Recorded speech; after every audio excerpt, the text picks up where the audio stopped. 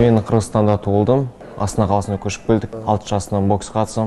Бокспен айналысып жүрген 15 жыл болды. Қазақстанның 3 дүркін чемпион Қазақстанымын. Чемпион Азияның 2019 жылда Монголия өткен молодежьтің арасында кубок чемпион елорда. Деген международный жарыста чемпион болдым. Отбасымда спортпен айналысқан адамдар жоқ негізі. Өзім қызығып, сол кезінде бойларды көріп, Майк Тайсон, Мұхаммед Алидің бойларын көріп, өзім қызығып келдім. Жетістігім осы 2023 жылда спартакиада жарысында, ерлер арасында чемпион спартакиада болдым.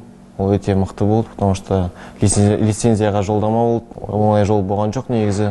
Ең басты еңбек қой.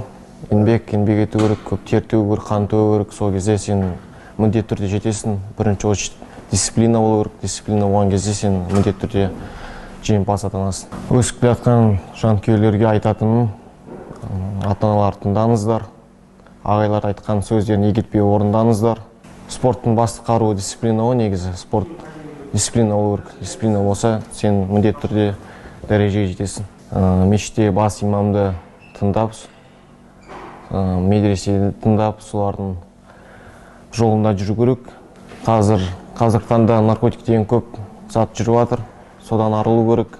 Темекі шегуден, есірткі тартудан, солардан ішімдік ішуден, солардан толығымен бас тарту керек. Ең бастысы бапкерлерді тыңдау керек, әке-шешені тыңдау керек. Солардың айтқанын толығымен тыңдап жүрсең, міндетті түрде ондайға жоламайсың деп ойлаймын. Спортпен жолдану керек, ол обязательно бірінші спортпен. Алла қаласа бізді қолдаңыздар, бізге жанкүйер болыңыздар. Біз сіздердің үміттеріңізді ақтаймыз толығымен.